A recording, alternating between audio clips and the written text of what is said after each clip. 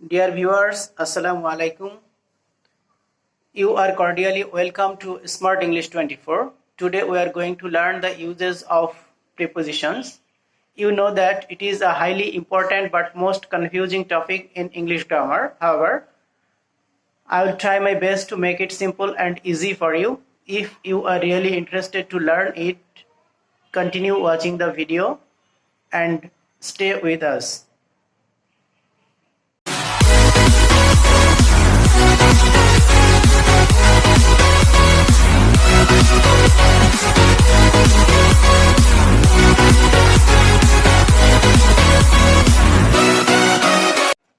Dear viewers, শুরুতেই জেনে নেওয়া যাক প্রিপোজিশন বলতে কি বোঝায়।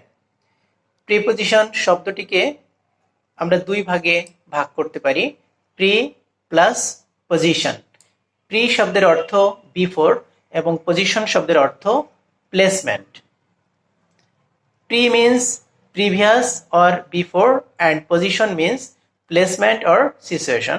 So it alphabetically means previous situation.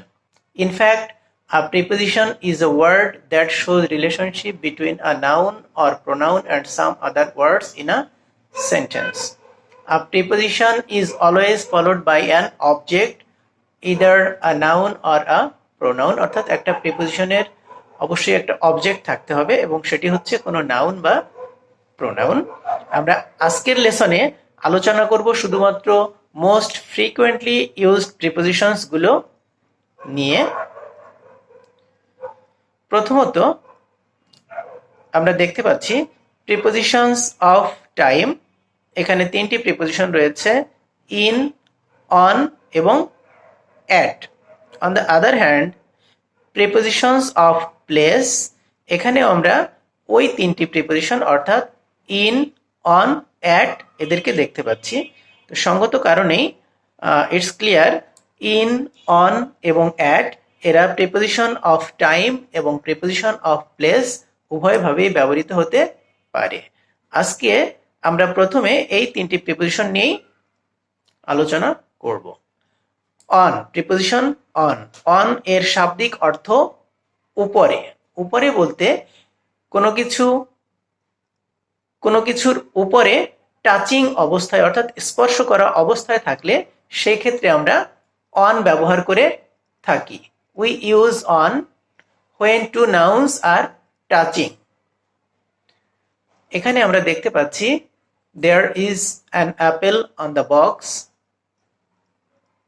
there is a girl on the table and both are touching. অর্থাৎ আপেলটি রয়েছে বক্সের উপরে, এখানে একটা স্পর্শ রয়েছে। মেয়েটি টেবিলের উপরে বসে আছে, সেখানেও একটা টাচিং রয়েছে, অর্থাৎ স্পর্শ করা অবস্থায় উপরে থাকবে, সেটা অন। পরবর্তীতে আমরা আলোচনা করব প্রিপোজিশন ইন নিয়ে। ইন এর শাব্দিক অর্থ ভেতরে বা মধ্যে, কোনো কিছুর ভেতরে কোনো কিছুর অবস্থান, এটা বোঝালে আমরা ইন ব্যবহার করে থাকি এবং এই দুটি ইমেজ আমাদেরকে সেটাই বলছে।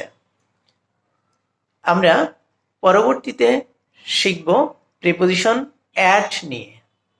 এখানে আমরা দেখতে পাচ্ছি প্রিপোজিশন অ্যাট বলতে বোঝায় places where people do things.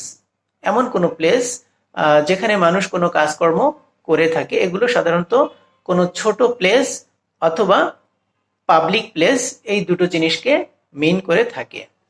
এবার আমরা এই তিনটি প্রিপোজিশনের আরো একটু বিস্তারিত আলোচনা শিখব। Preposition at, in and on. প্রথমত অ্যাট এর ব্যবহার সম্পর্কে বলছি। ছোট সময় এবং ছোট স্থানের নামের আগে অ্যাট বসে। মনে রাখবেন, ছোট সময় এবং ছোট স্থানের নামের আগে অ্যাট বসে। ছোট সময় বলতে ঘড়ির সময় বা নির্দিষ্ট সময়, স্পেসিফিক টাইম, অর্থাৎ 3টা, 5টা, 7টা ইত্যাদি ঘড়ির কাঁটার এই সময়গুলোকে আমরা অ্যাট হিসেবে ব্যবহার করব। Example, I go to bed at 11 PM। এই 11 PM-টা হচ্ছে একটা স্পেসিফিক বা নির্দিষ্ট সময়। Our class starts at 8 AM। এই 8 AM একটা স্পেসিফিক সময়। ছোট স্থান বলতে গ্রাম, ছোট শহর ইত্যাদি বোঝানো হয়ে থাকে। They live at Dhanmondi in Dhaka.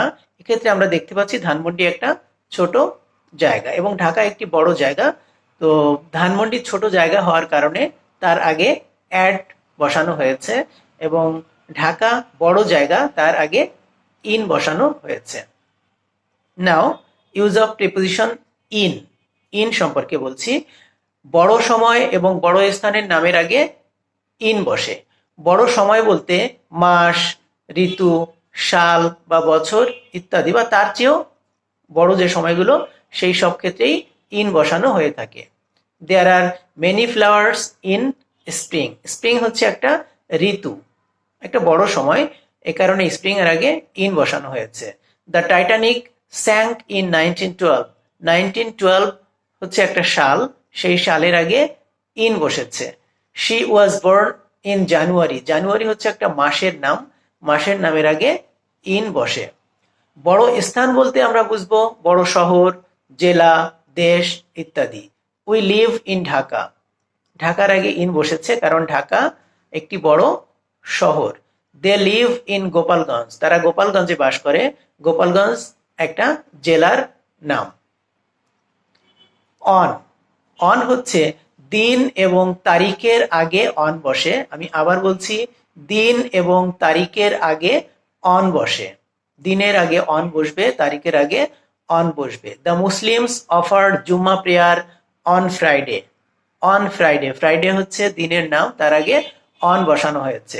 We observe our victory day on 16 December. 16 December হচ্ছে একটা ডেট, সেই ডেটের আগে অন বসানো হয়েছে। এবার ইন এবং অন এর আরো দুটি বিশেষ ব্যবহার লক্ষ্য করুন।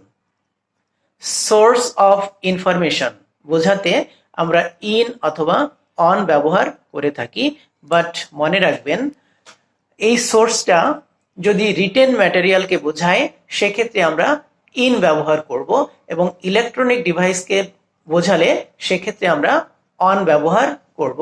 আমি আবার বলছি, রিটেন ম্যাটেরিয়ালকে বোঝালে ইন ব্যবহার করব। রিটেন ম্যাটেরিয়াল বলতে হতে পারে সেটা বই, ম্যাগাজিন, নিউজ পেপার এগুলো। আবার অন বলতে রেডিও, টেলিভিশন, ইন্টারনেট অর্থাৎ ইলেকট্রনিক বেসড যে ডিভাইসগুলো রয়েছে সেগুলোর ক্ষেত্রে আমরা অন ব্যবহার করব। এক্সাম্পল হিসেবে বলা যেতে পারে she read it in a book. In a book এটা রিটেন ম্যাটেরিয়াল হিসেবে পাওয়া গিয়েছে। Did you see the picture in today's newspaper?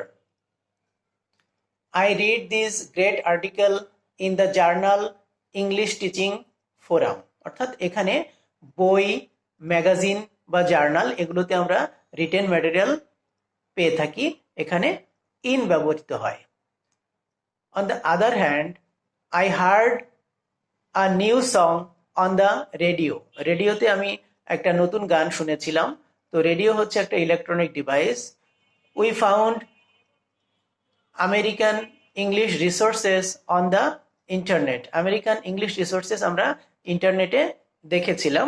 তো এখানে ইন্টারনেট ও হচ্ছে ইলেকট্রনিক বেসড, সুতরাং এখানে অন ব্যবহৃত হয়েছে। Now use of preposition above and over. Above এবং ওভার এই দুটো প্রিপোজিশন সম্পর্কে আমরা শিখব। মনে রাখতে হবে this two prepositions are interchangeable but the most common uses is this। অর্থাৎ এই দুটো প্রিপোজিশন ইন্টারচেঞ্জেবল। কোনো কোনো ক্ষেত্রে অ্যাবাবের জায়গায় ওভার, কোনো কোনো জায়গায় ওভারের জায়গায় অ্যাবভ এমনটাও হতে পারে। কিন্তু ইম্পর্টেন্ট যে ইউজগুলো কমন ইউজ সেগুলো হচ্ছে এরকম: use above when there is no movement. আমরা অ্যাবাভ ব্যবহার করব যখন কোনো মুভমেন্ট থাকবে না। Use over when there is movement। যখন মুভমেন্ট থাকবে তখন আমরা ওভার ব্যবহার করব।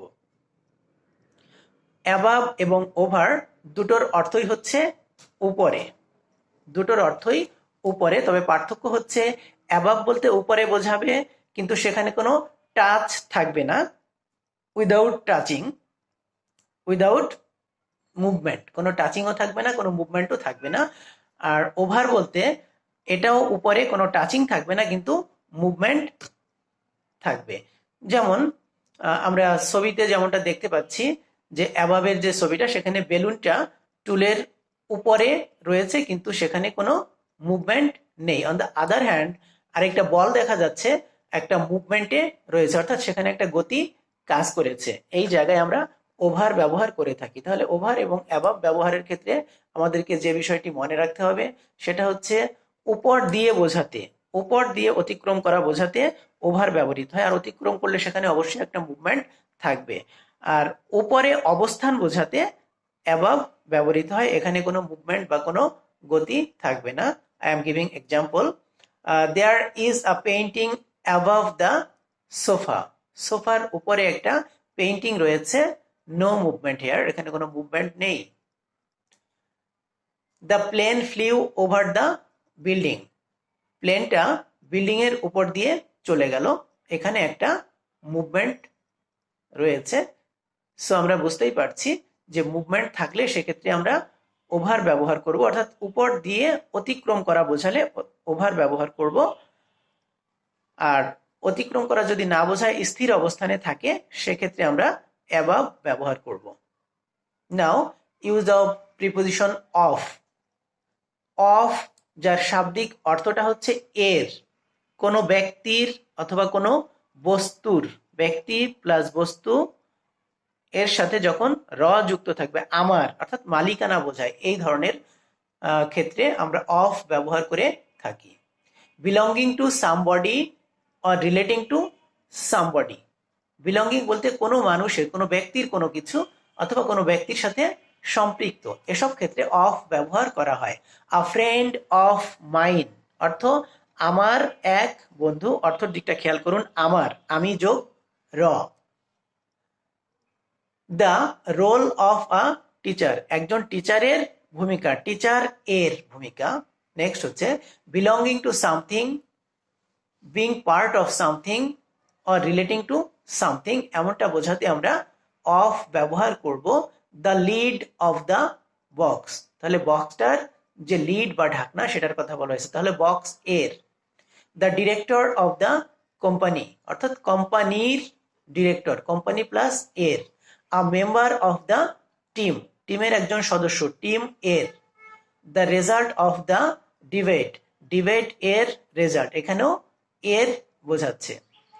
Used to say what somebody or something is, consists or contains. Somebody বা সামথিং কি সেটা, অথবা কোনো কিছু কিভাবে গঠিত অথবা এটার মধ্যে কি কনসিস্ট করে সেটা বোঝানোর ক্ষেত্রেও আমরা অফ ব্যবহার করে থাকি। The city of Dublin, the issue of housing, a glass of milk, এগুলো হচ্ছে অফের ব্যবহার। Used with measurements and expressions of time, as etcetera. তাহলে এখানে মনে রাখতে হবে মেজারমেন্টের ক্ষেত্রে অথবা এক্সপ্রেশন অফ টাইমের ক্ষেত্রে অথবা এজ এর ক্ষেত্রে আমরা অফ ব্যবহার করে থাকি। 2 কিলোজ অফ পটেটোজ, 2 কিলোজ অফ পটেটোজ এটা হচ্ছে মেজারমেন্ট, ওজন, তাহলে 2 কেজি আলু। A girl of 12, a girl of 12 অর্থাৎ বয়স বোঝানো হচ্ছে। The 4th of July, 4th of July, July এর 4 তারিখ, এখানে এর সে অর্থটাও রয়েছে, অর্থাৎ এটা হচ্ছে expressions of time. Dear viewers, আমাদের আজকের লেসনটি এ পর্যন্তই।